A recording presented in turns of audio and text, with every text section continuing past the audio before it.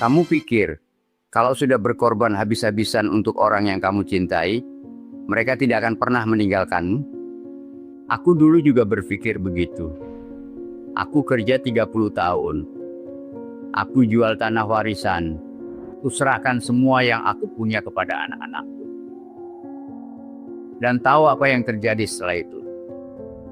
Aku tidur sendirian di rumah kontrakan kecil, sementara anak-anakku tinggal di rumah yang aku bangun dengan keringat aku sendiri. Namaku Harto. Aku sekarang sudah 71 tahun. Aku bukan siapa-siapa. Bukan orang terkenal. Bukan orang kaya. Tapi aku pernah punya segalanya yang dianggap orang sebagai ukuran keberhasilan seorang ayah. Rumah besar. Sawah beberapa petak. Usaha kecil yang cukup untuk menghidupi keluarga. Dan 3 orang anak yang aku besarkan dengan seluruh jiwa ragaku. Aku tidak pernah beli baju baru untuk diriku sendiri selama 10 tahun. Supaya anak-anakku bisa sekolah di tempat yang bagus. Aku tidak pernah liburan. Aku tidak pernah mengeluh. Karena bagiku, melihat anak-anakku bahagia adalah liburanku. Melihat mereka sukses adalah kesenanganku. Tapi hari ini, di usia 71 tahun ini, aku ingin bicara jujur. Untuk kamu yang masih muda, untuk kamu yang mungkin sekarang sedang berjuang keras demi keluarga, dengarkan aku baik-baik. Karena aku tidak ingin kamu mengulang kesalahan yang sama seperti yang aku lakukan. Dulu, aku adalah orang yang paling dihormati di kampung. Setiap ada hajatan, aku yang paling depan diminta duduk. Setiap ada masalah di keluarga besar, aku yang dipanggil untuk membantu. Karena aku mampu. Karena aku mau. 3 anakku, Dani, Rini, dan Bagas, tumbuh dengan tidak kekurangan apapun. Aku menyekolahkan Dani sampai sarjana teknik di kota. Aku biayai Rini kuliah keperawatan. Aku modalkan Bagas buka bengkel sendiri. Semua dari kantongku sendiri. Ketika Dani menikah, akulah yang bayar semua biaya pernikahan. Ketika Rini minta dibelikan motor untuk kerja, aku belikan tanpa berpikir 2 kali. Ketika Bagas bengkelnya hampir bangkrut di tahun pertama, aku jual 1 petak sawahku untuk menutup hutangnya. Dan setiap kali aku melakukan itu semua, aku merasa bangga. Aku merasa aku adalah ayah yang baik. Istriku, Murnia, sering bilang, "Pak, jangan terlalu dimanja. Nanti mereka tidak belajar susah." Tapi aku tidak dengarkan dia. Aku bilang, "Biar Bu, kita kerja keras, supaya anak-anak kita tidak perlu susah seperti kita dulu." Sekarang aku tahu, itulah kalimat terbodoh yang pernah aku ucapkan dalam hidupku. Ketika aku menginjak usia 60, dokter bilang jantungku mulai bermasalah. Aku tidak boleh terlalu capek, tidak boleh terlalu stres. Saat itulah aku mulai berpikir untuk pensiun dan membagi-bagikan apa yang aku punya kepada anak-anakku. Waktu itu, aku dan istriku sudah tidak sekuat dulu. Istriku punya sakit lutut yang makin parah. Aku sendiri sudah tidak bisa kerja berat seperti dulu. Jadi aku kumpulkan 3 anakku. Aku duduk bersama mereka di ruang tamu rumah yang aku bangun 25 tahun yang lalu. Dan aku bilang dengan penuh kebanggaan, "Bapak sudah tua.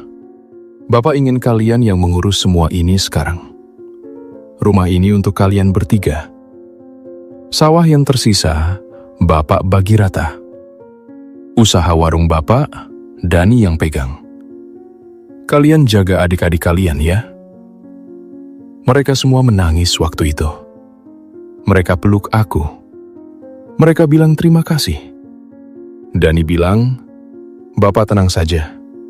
Kami pasti jaga Bapak sama Ibu sampai akhir hayat." Rini pegang tanganku sambil nangis dan bilang, "Bapak sudah terlalu banyak berkorban. Sekarang giliran kami." Bagas, si bungsu yang paling ceria, langsung bilang, "Bapak tinggal di sini sama Ibu. Kita semua kumpul. Enak." Aku menangis waktu itu. Tapi menangis karena bahagia. Aku pikir aku sudah melakukan hal yang benar. Aku pikir aku sudah mewariskan bukan hanya harta, tapi juga nilai kebersamaan. Ternyata aku salah. Perubahan tidak datang sekaligus. Tidak seperti dalam film. Tidak ada satu momen dramatis yang tiba-tiba mengubah segalanya. Perubahan itu datang pelan-pelan. Seperti air yang mengikis batu. Perlahan, tapi pasti. 6 bulan setelah aku serahkan semua, Dani mulai jarang pulang ke rumah. Katanya sibuk kerja. Aku maklum. Setahun kemudian, Rini pindah ikut suaminya keluar kota. Dia bilang suaminya dapat kerja di sana. Aku bilang tidak apa-apa. Yang penting kamu bahagia, nak. Bagas yang tinggal paling dekat pun mulai jarang mampir. Katanya bengkelnya lagi rame. Aku senang dengarnya. Tapi dalam hati ada yang mulai sepi. Lalu suatu hari, Dani datang dengan wajah serius. Dia duduk di depan aku dan bilang sesuatu yang tidak pernah aku sangka. Pak, gimana kalau Bapak sama Ibu tinggal di rumah kecil belakang saja? Biar rumah depan bisa kami pakai lebih leluasa. Toh rumah belakang juga ada kamar mandi sendiri, ada dapur. Lebih tenang juga buat Bapak. Aku diam lama sekali. Rumah belakang itu adalah gudang yang dulu aku renovasi kecil-kecilan. Ukurannya tidak sampai 1/4 rumah utama. Tapi aku tidak mau ribut. Aku tidak mau jadi beban. Jadi aku bilang, ya sudah, tidak apa-apa. Istriku menangis diam-diam malam itu. Dia tidak bilang apa-apa padaku. Tapi aku dengar isak tangisnya dari balik selimut. Dan aku, yang seumur hidup tidak pernah nangis di depan orang, malam itu aku menangis sendirian di kamar mandi. 2 tahun berlalu setelah kami pindah ke rumah belakang. Istriku sakit makin parah. Lututnya sudah tidak bisa dipakai jalan jauh. Biaya obatnya cukup besar setiap bulannya. Aku coba minta bantuan ke Dani. Dia bilang, "Iya Pak, nanti ya. Lagi ada kebutuhan anak-anak juga." Aku minta ke Rini. Dia bilang, "Bapak minta ke Mas Dani saja dulu. Kami lagi ada cicilan." Aku minta ke Bagas. Dia bilang, "Bengkel lagi sepi Pak, maaf ya." Aku tidak marah. Aku mengerti. Mereka punya kehidupan masing-masing. Tapi kemudian, di suatu malam yang aku tidak akan pernah lupa, istriku memanggilku pelan. Dia pegang tanganku. Tangannya sudah kurus. Kulitnya sudah keriput. Tapi matanya masih sama seperti waktu aku pertama kali jatuh cinta padanya 45 tahun yang lalu. Dia bilang, "Pak, Ibu minta maaf ya. Ibu tidak bisa bantu Bapak lagi." Aku tahu apa maksudnya. Aku bilang, "Ibu jangan ngomong begitu." Dia tersenyum lemah. Dia bilang, "Pak, satu hal yang Ibu sesali. Kita terlalu mengutamakan anak-anak, sampai kita lupa mengutamakan diri kita sendiri.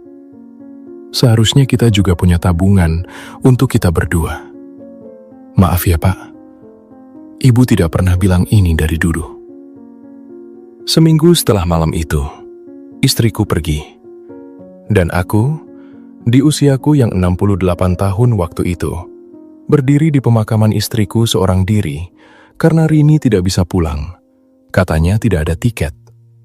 Dani datang, tapi langsung pergi lagi setelah prosesi selesai karena ada meeting. Hanya Bagas yang menemani, tapi dia pamit sebelum maghrib. Malam itu, aku pulang ke rumah belakang yang kecil itu seorang diri. Dan untuk pertama kalinya dalam hidupku, aku merasakan sepi yang sesungguhnya. Setelah istriku pergi, aku jatuh sakit selama beberapa minggu. Bukan karena fisik, tapi karena hati. Dani sempat menyarankan supaya aku masuk panti jompo. Dia bilang itu lebih terjaga dan ada teman seusia. Aku tahu itu alasan yang diperhalus. Aku menolak, bukan karena gengsi, tapi karena aku ingin membuktikan pada diriku sendiri bahwa aku masih bisa berdiri. Disinilah titik balik hidupku dimulai. Ada seorang tetangga, namanya Pak Simin. Usianya hampir sama denganku. Dia sering mampir ke warung kecil dekat rumahku. Suatu hari dia lihat aku duduk sendirian dengan wajah yang mungkin terlihat seperti orang yang sudah menyerah.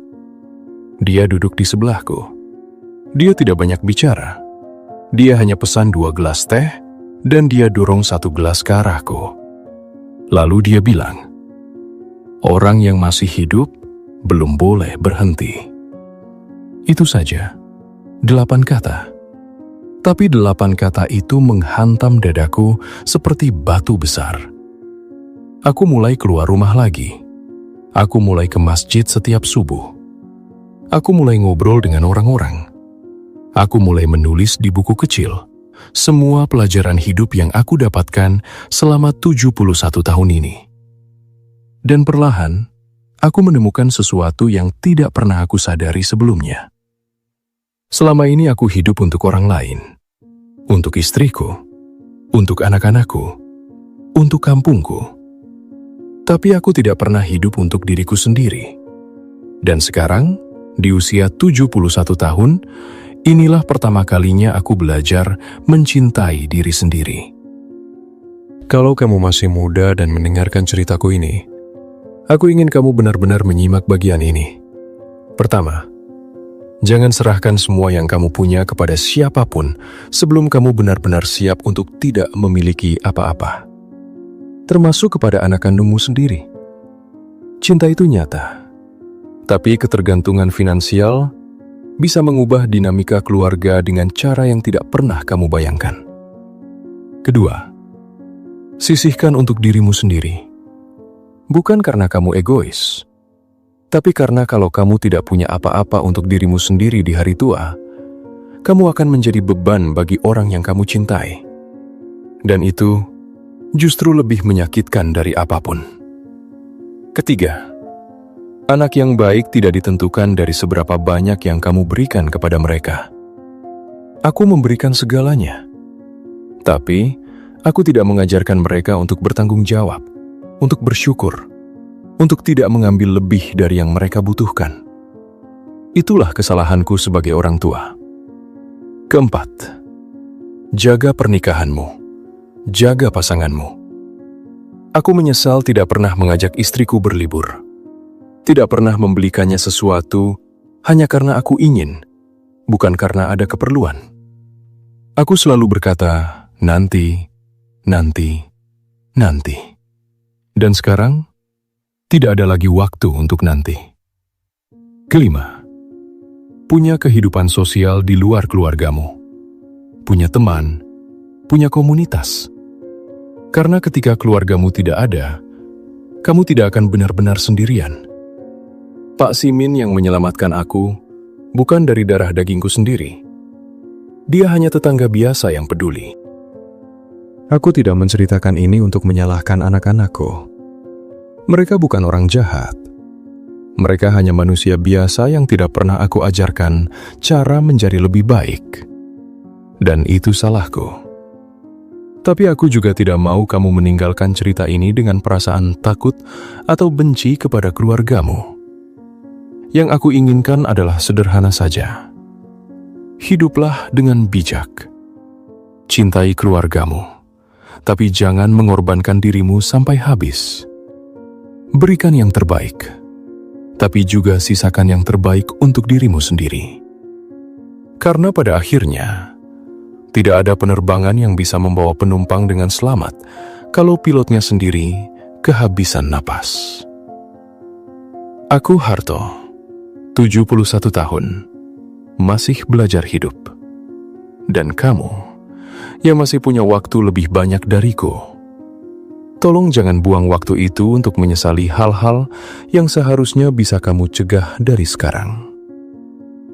Terima kasih sudah mendengarkan cerita seorang tua yang ingin hidupmu lebih baik dari hidupnya.